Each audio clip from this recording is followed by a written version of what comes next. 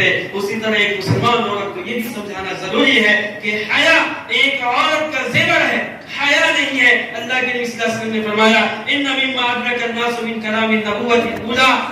کہ لوگوں نے نبوت کی پہلی باتوں میں سے جن باتوں کو سیکھا ان میں سے یہ اذا لم تستح فاصنع ما شئت, کہ جب تم میں حیا نہیں ہے تو جو چاہے کرو. ایک مسلمان عورت کو سمجھائیں, ایک بیٹی کو سکھائیں کہ حیا ہی تمہارا زیور ہے, حیا کے اندر ہی تمہاری پاک دامنی ہے, اور حیا ہی سے تمہیں سکون ہے. تمہاری سربلندی حیا کے اندر ہی ہے. تمہاری حیا نہیں تو تم کچھ بھی نہیں. حیا کے بغیر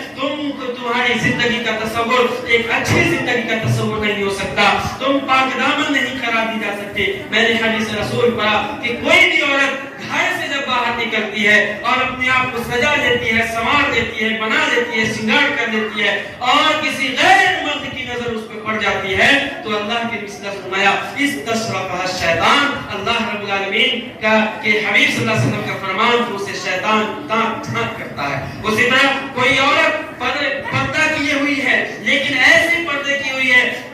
کہ جسم کے سارے ابہار نظر آ رہے ہیں, اور ساتھ ہی ایسے عطر کو استعمال کرتی ہے, خوشبو کو استعمال کرتی ہے کہ ہر آنے جانے والوں کی نظر اس پہ پڑ جائے, تو ایسی عورت بھی وہ ان عورتوں میں سے ہے جن کے اوپر شیطان جھانکتا ہے, تانکتا ہے, اور شیطان کی نظر اس پہ پڑتی ہے اور وہ شیطان کے چنگل میں گرفتار ہوتا ہے. آج موبائل ہے, موبائل عورتی بیٹیوں کو ضرورت ہے, لیکن وہ موبائل دیں کہ جب ان سے ضرورت ہو, یعنی بات کریں. جیسے کیا شوہر اپنی بیوی سے بات کر سکتی ہے, بیٹا اپنی ماں سے, اور بھائی اپنے بہن سے, لیکن اس کے علاوہ اگر موبائل ان کے ہاتھ میں دیے ہوئے ہیں تو ان کے موبائل پر مکمل کڑی نگرانی رکھیں کہ کس سے بات کرتی ہے, کہاں بات کرتی ہے, اس کی ایکٹیویٹی کیا ہے, وہ کیا کر رہی ہے راتوں میں, آخر سو رہی ہے یا لائیو آ کر کے اپنے آپ کو بڑھانا پیش کر رہی ہے. ان تمام چیزوں پر ایک باپ کی ذمہ داری ہے, ایک بھائی کی ذمہ داری ہے کہ ان چیزوں پر وہ نظر رکھے.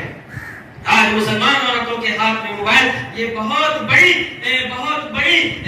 چیز ہے جس کے ذریعے یا تو نقصان بھی بہت زیادہ ہے یا پھر فائدے بھی بہت زیادہ ہیں. فائدے یہ کہ ایک آدمی بہت دور ہے, آپ ان سے بات چیت کر کے حال چال دریافت کر لیتے ہیں, لیکن نقصان یہ ہے کہ ان کے ذریعے اپنے آپ کو پیش کرنا, اپنے شرنگار کو ظاہر کرنا, اپنی زینت کو ظاہر کرنا, اور غیر مردوں سے تعلقات قائم کرنا, اور اسی طرح لایعنی گفتگو میں اپنے آپ کو ملوث رکھنا, اپنے آپ کو